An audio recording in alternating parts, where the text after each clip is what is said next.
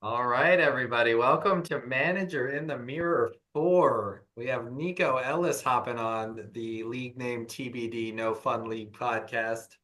How are we, Nick? Doing great. Happy to be here. Ryan's gone to great lengths to create. I don't have anything cool behind me, but I can see there's some accessory work has been done. We've got an album. I'm sure we'll get a breakdown on that.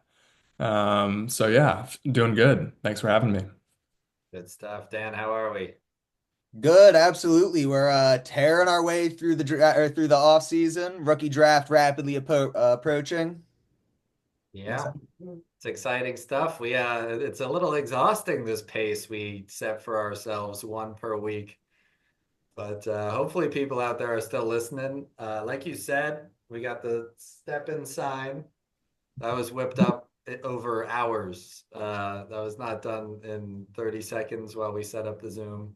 No, this is a high budget podcast. This For is a high sure. budget podcast. And then Nico's album is Appetite for Destruction because we will get into Nico's team, Nico's driving this team. But I have a feeling this is a different year than years past. Before it was a little fun, just trying to see what he could put together with the scraps he was given. Now, if I feel like if he loses, it stings a little bit, but we'll see. We'll see how he's feeling. Before we get into any of that, we're going to go through your 2024. So you came into 2024 off a 2-13 season. That's insane. You were last in seed and points for. Oh On yeah. February 4th, you sent TJ Hawkinson, the pick that became Keon Coleman and Benson out, and this year's 302 and 309. And you received Kyle Pitts. Other way around, I think. I don't know how this keeps happening. Yes, you received these things, sending Kyle Pitts, the 208 last year and the 208 this year. Then week of the quarterback, um, or no, the day of the quarterback redraft, you kept CJ Stroud at the 3 pick and then drafted Levis at the 208 and Matt Stafford at the 303. Not my finest work, but Not the best second rounder there. He wanted some mayo with the mustard, but yep. then the week of the rookie draft, he received Stephon Diggs and DeAndre Swift and sent Luke Musgrave and the pick that became Lad McConkey. And then the day of the draft, we all know he went Neighbors, Caleb Marv, or Neighbors Marv, Caleb rather. Then grabbed Jonathan Brooks at the 204, Sinode at the 307, and Brissett in the 6th round. We had some waiver pickups. Shout out to the sixth round. Shout out to the 6th. Oh, that's something we can get in. You're going two against one on this pod, so tread lightly. Damn, I tried to steer clear. Uh, July 26th, you sent, or 24th, you sent Traylon and Dan's next year second for Jake Ferguson. Quite the swap. Hmm. 2 days later, you sent your 26th third and Luke's 26th third for Geno Smith. Very interesting maneuver as well. During the season, September 19th, you got Devontae Adams and the 101 for Puka Nakua, Jonathan Brooks, and your next year second. October 22nd, you then traded Stephon Diggs, Jordan Mason, and your next year third for Joe Mixon and Brennan's 27 second. Loving his 27 acquisitions. October 24th, he received the trade of the year, I believe, at the Niflies. Jared Goff, Roma Dunze, in the 108 and 203, sending Garrett Wilson, 101, and Kate Otten to Tom. Then you sent Olave and the 302 this year, and Luke's 26 third for Jamison Williams, the 17, and Luke's 27 first. And finally, December 9th, after a very busy year, received Tyreek Hill, sending away your next year's first. Hmm. All in all, you finished 10 and 5, the 3 seed, dodging a Steppers and Loverboys matchup first round. Yeah. Um, and you finished, I don't have it here. What did you, fourth? Yeah, I finished fourth. It's unfortunate. This year you got the 7, the 13, the 18. You got no picks in 26. And then you have Luke's 27 first and Brendan's 27 second on top of your own stuff. Yep. That was a mouthful. Yeah. I thankfully I have nothing's happened since the season, so there's not more to recap. Yeah, I don't even know if I could, man. I'm out of breath. I know.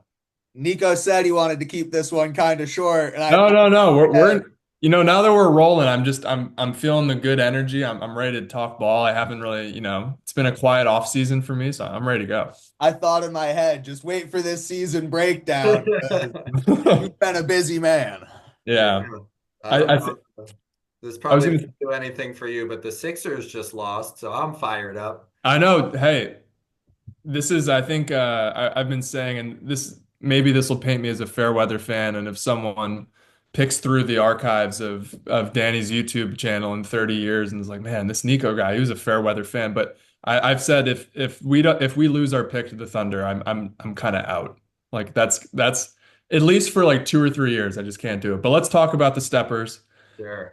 I feel like, I did a lot of moves this past year, and I think that in years prior, I've been very happy with my track record of what I've done. And I think, it's built the team I have now, which I still really like, but I think this past year was more of a mixed bag. We don't need to rehash all of them, but I think some notable ones that in retrospect I may not have done, at least like meaningful trades, like, maybe like the Jake Ferguson for a second I wouldn't do, but that's not going to make or break my future. But I think Getting I out don't on know if Traylon I Burks. don't, hmm?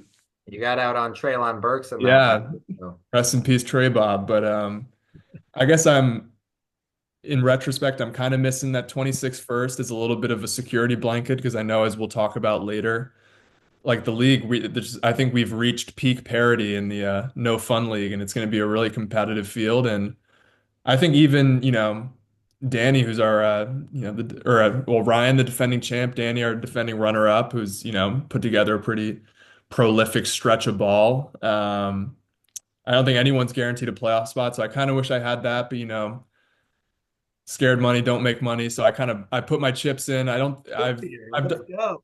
I know I've done some advanced scouting and I'm not super high on the 26 class. And hey, I think I lost to I think I lost to Danny in the first round by like 10 or so points. Had I made the finals, I may have won. So I don't regret the pick. We'll see what Tyreek does this year. He's kind of erratic as an asset and he's a hold at this point. But yeah, I'm feeling good heading into 2025. Yeah, 2025. Awesome, man. Dan, you want to start us off? Yeah, absolutely. Again, a whole lot of talk about the Steppers. How's Nico? Nico's good. I'm on the unemployed wave, so I'm watching Breaking Bad right now. Finished Sopranos recently. Oh, I've, I, yes. I've finally earned my like New Jersey citizenship, so that's exciting.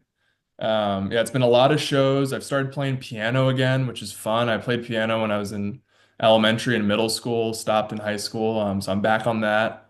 Been visiting law schools, I'm pretty, I feel like I'm like a college athlete, except no one cares. So I've got to make a decision. Maybe I'll buy some hats and do it in front of my mom and dad. But so we're figuring that out, kind of just relishing the pause in the action, watching some March Madness like Tommy, Severance finale. It's all going on. So yeah, we're good.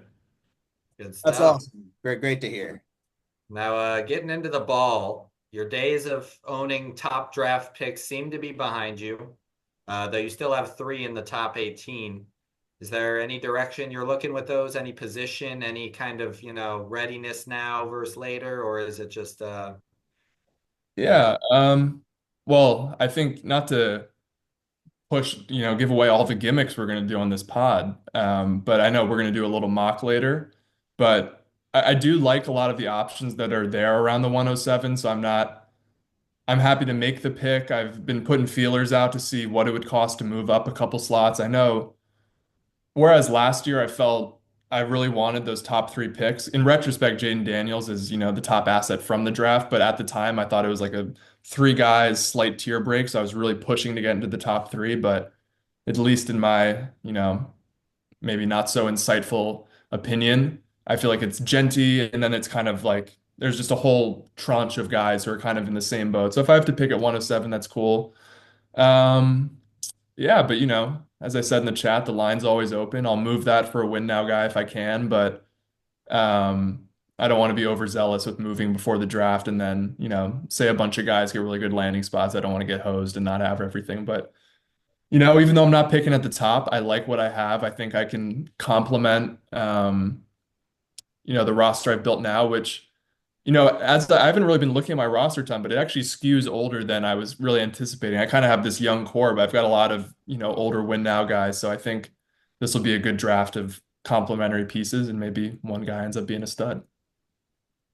For sure. You mentioned it, but Nico McShay has burst onto the scene a little bit. I'm going for the Niffly.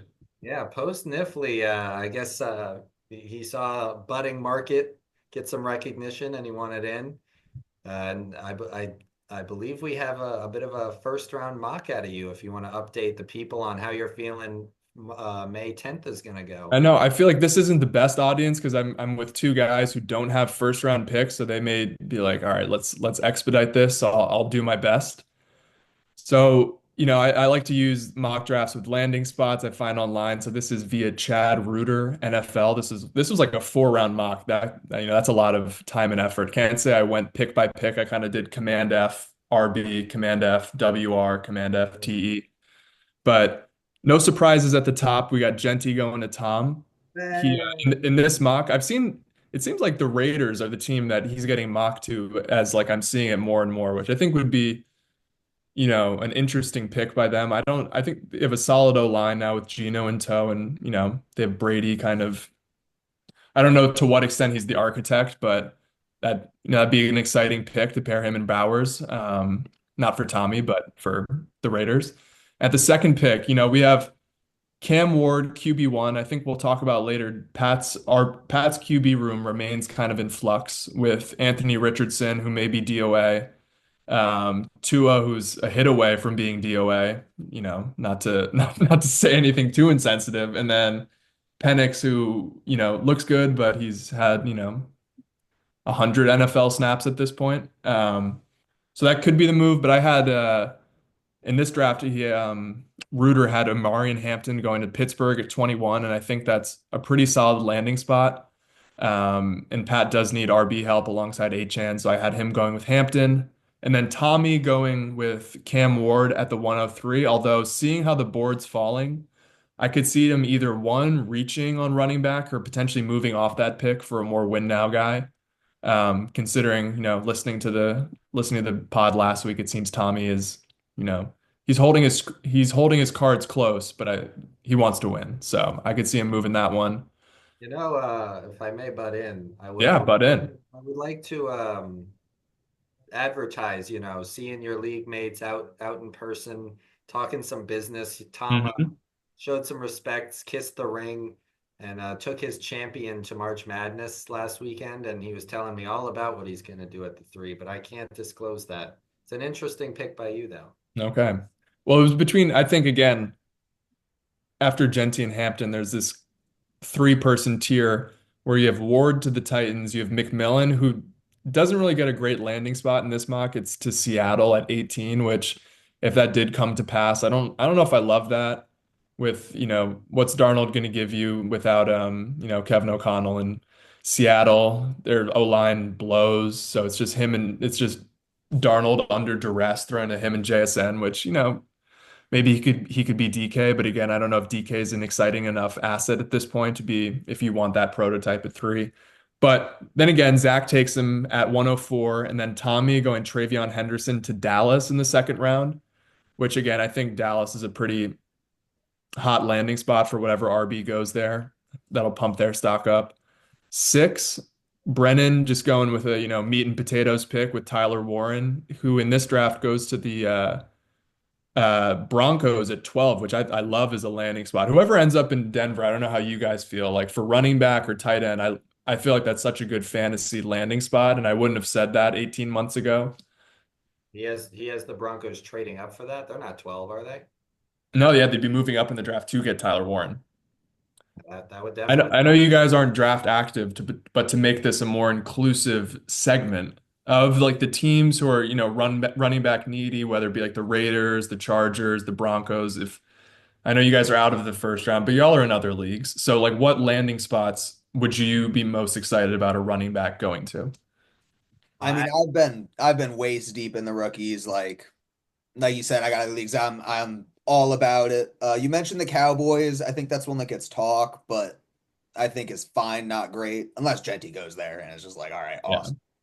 But Denver, I think what's left. I wanted Hampton to the Chargers so bad. Now Yeah. with Najee there, it's not as pretty, but Najee's got a 1 year deal, and I think put like a Quinshawn Judkins or an Amarian Hampton on the Chargers, and that could be a really really nice pairing. Yeah, the Chargers pre Najee was my number one, like far and away. This league is pretty crowded with their our reporters, but for another league, I'm the mock guy. Oh. I had a running back going to LA every single time in the first round. Hmm. The Najee owner, I wouldn't mind if that were no longer the case, but Yeah. we will see exactly what they do there. They kind of, strapped it together with cheap, kind of broken down equipment last year, and it Yeah. went pretty well. So maybe this is Do- Does Dobbins remain unsigned, or is he on the team right now, or is he? unsigned. He's Oh on. wow. I think Doug. Um, but yeah, I'll carry on here. So yeah, Brennan taking Tyler Warren to the Broncos at who went 12 in this mock, and again, I'm buying Broncos stock. Who would have thought? But I'm a believer now. So we're in on the what they're working on in the Mile High City. Then to me at the 107, the pick that at least I was waiting for, and there is a running back who goes to the Chargers, but it's a little bit later. It's with the 55th pick in the second round, Quinshawn Judkins. And maybe I wanted to give myself the guy I wanted in this mock. But again, I think if any of Warren in the early first, Travion to Dallas mid second, or Tet McMillan to Seattle in the first had fallen to me, I think that would have also been great. But yeah, I go Judkins there. And then Jesse.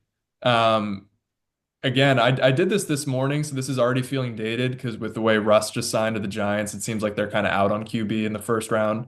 But who knows? But in this one, they had Sanders going to the Giants, but whether it's the Giants or the Browns, I got Jesse taking him at 8. And then again, now that Travis Hunter to the Giants is looking a little bit more likely, we'll see how he's used there. But I have Jesse not wanting to pass up the upside. So taking Travis Hunter at 9 and then Emeka Egbuka to Zach, who also goes to Dallas in the first round with the 20th pick. So that's what we got. Wow, very Yeah, fun. Zach going ADP heavy Yeah. sounds about right. I can't lie. I mean, he's a free thinker, so I don't know what's gonna happen. Sometimes when YouTubers make videos and they'll be like, "Hey, if you're listening, like, comment this." So Zach, if you're listening right now, comment Emeka Egbuka in the chat. I guarantee he doesn't, but maybe he does. If like Buka went to Dallas, I would be very in on that. That would be very Yeah, I like that pick. There was a few. cool. I actually did a second round, but I won't do the whole thing, but some interesting ones.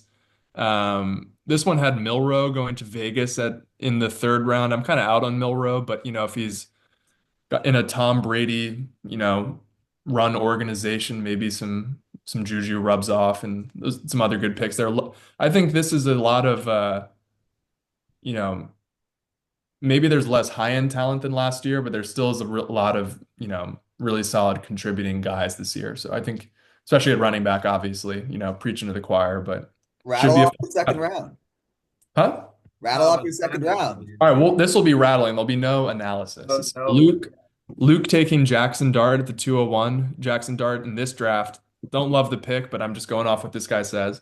To the Jets at 7. My Uh, roommate is a Jets fan, and he has been pining for them to take Jackson Dart. Dude, I don't know. I mean, to be fair, I wasn't really grinding old Miss tape. I don't think I watched much, but he's really giving Zach Wilson. Yeah. Not because he's white and is kind of like had a good pro day, but I don't know. I'm dubious.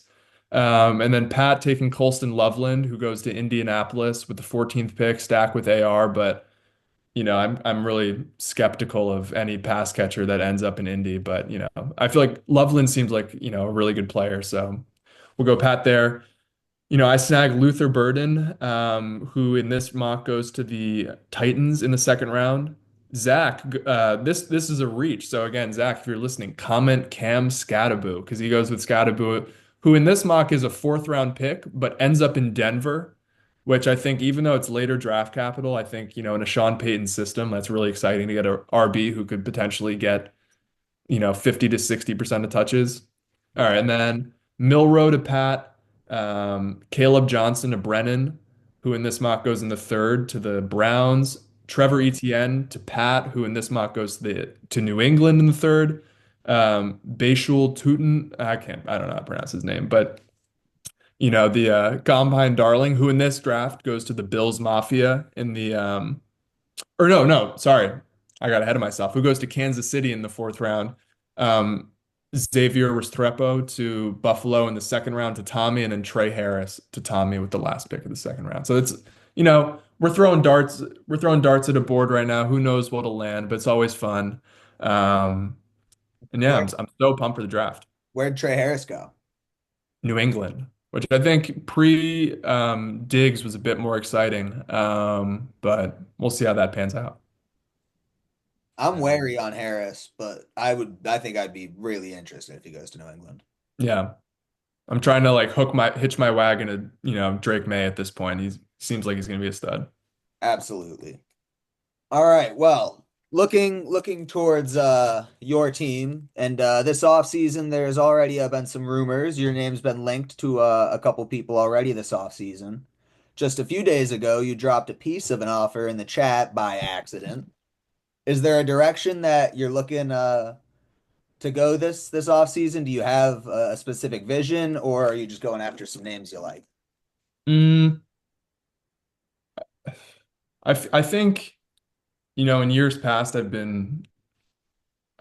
I've made moves prior to the draft in anticipation of like trying to navigate to a specific spot. But like I said, I think I'm just going to see how the draft falls. I love making a good draft day trade, and if that materializes, it does. But I don't know. I like where I'm at. I think I've got a bunch of I've got five or six really good receivers and Neighbors, Marv, Adunze, Adams, Tyreek, and then JMO as like a complementary piece. And then three running backs I really like in Bijan, Brees, and Mixon. Mixon on the older side, and Houston. I don't know what the hell they're doing with their offensive line, but hoping that they plug some of those holes in the draft. I still feel like Mixon's got at least one more year of good tread on the tires. But then post draft, I could see myself trying to consolidate to update or upgrade in a couple spots.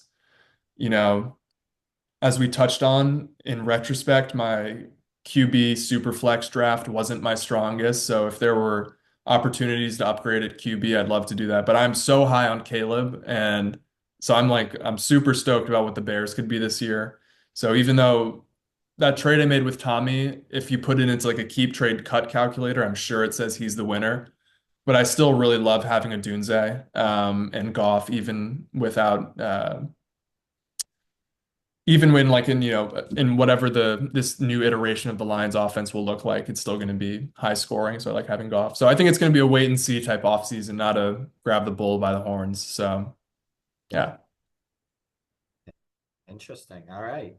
Now we look back at last year. At one point, you did have, though I guess it wasn't confirmed, what was likely the 101 in your possession ended up being the 101. But you moved it, and we were just talking about this trade, obviously, and I agree with you. I like the pieces you got back. But I was just wondering what the thought process was there. Were you shopping it like this is could or will be the 101, like who wants it? Or it was just the only way you could get those names? Um, Trying to think back. So at the time, I think Jesse was he would have been that pick would have been the 104. And the reason I, went after it in the first place, oh, we just got the timer. I got to speed this up.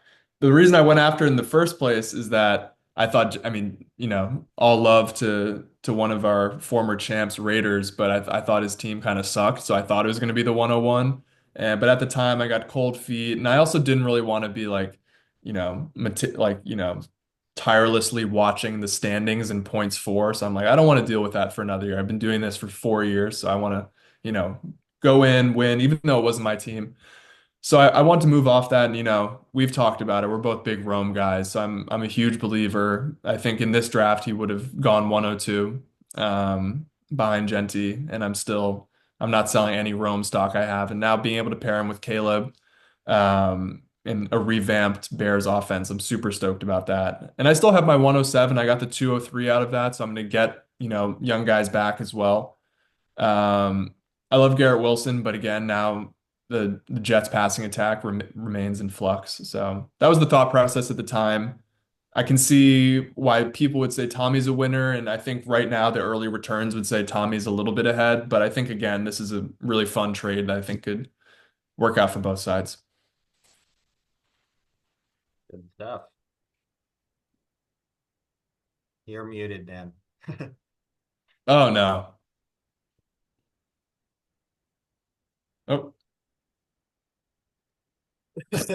We'll just chug right along here. You were either a finalist or winner. I don't know if we're sure. I looked For it up. worst draft of the year at the Niflies this year. And yeah, that was you came crazy. away with That Caleb was and Neighbors.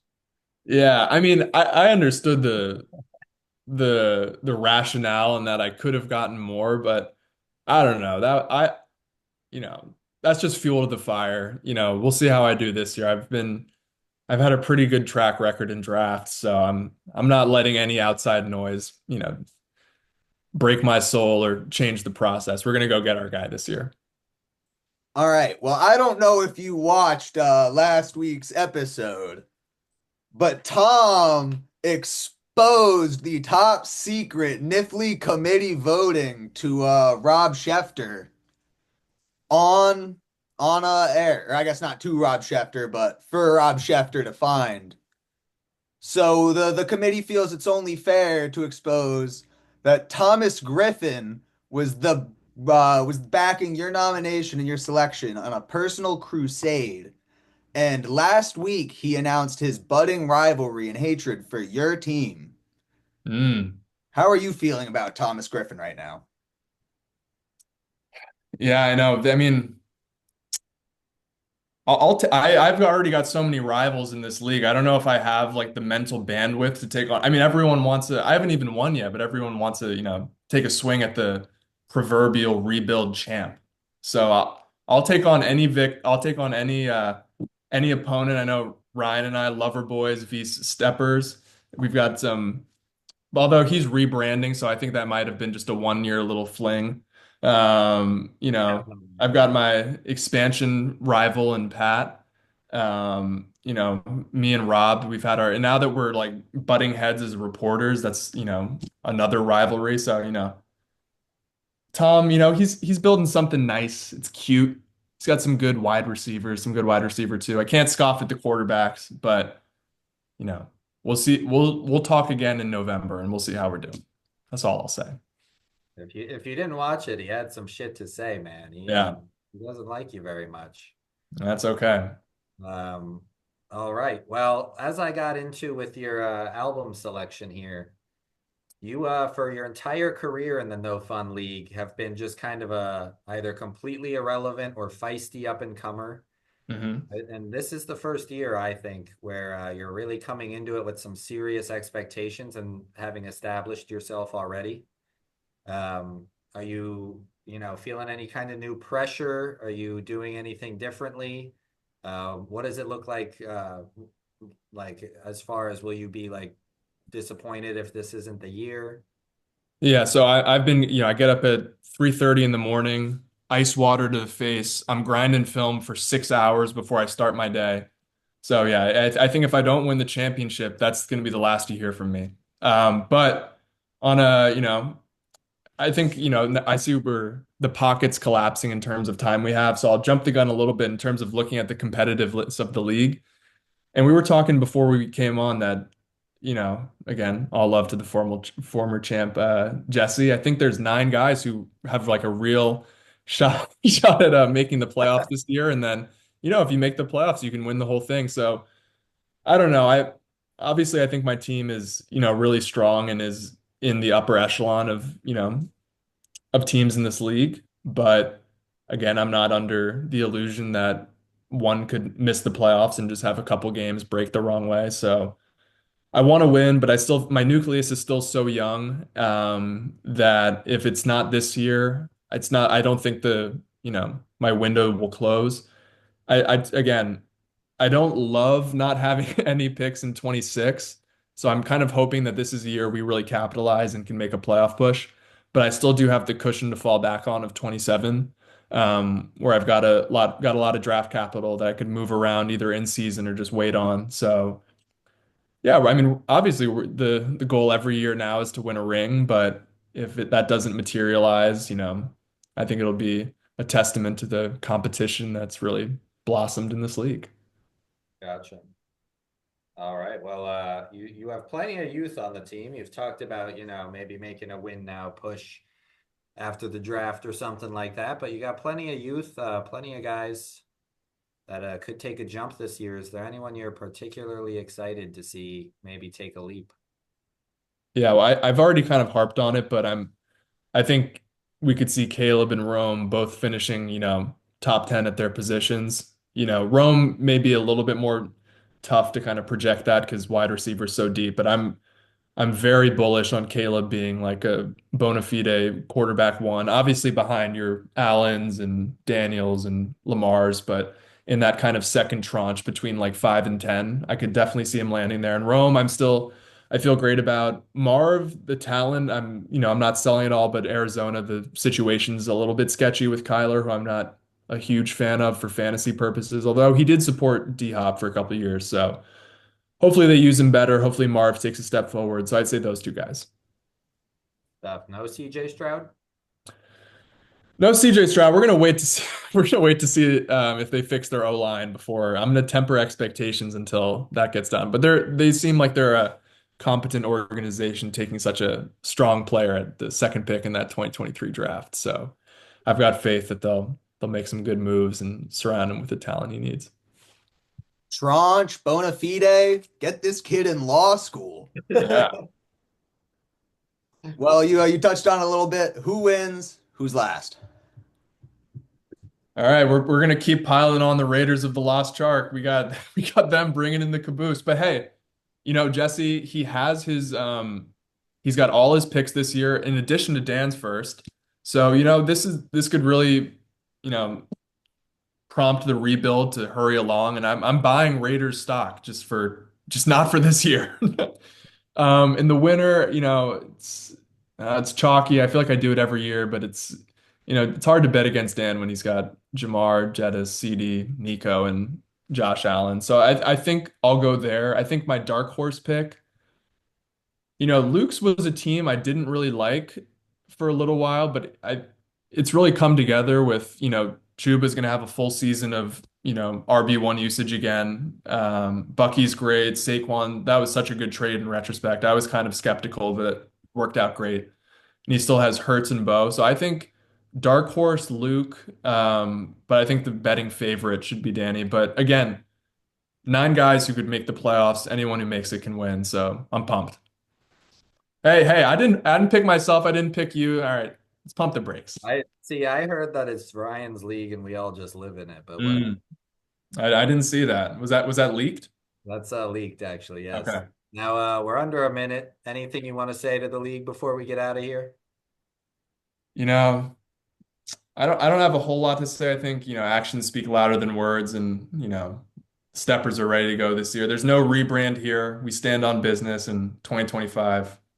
We're ready to roll. I'm excited for the draft. I know, cue LeBron gif, but I'm excited for the year. I'm excited for the draft. Hopefully we can get on a call and get everyone together. So, again, Zach, if you're listening, shout out Team Fedor. Yeah, Buka in the chat.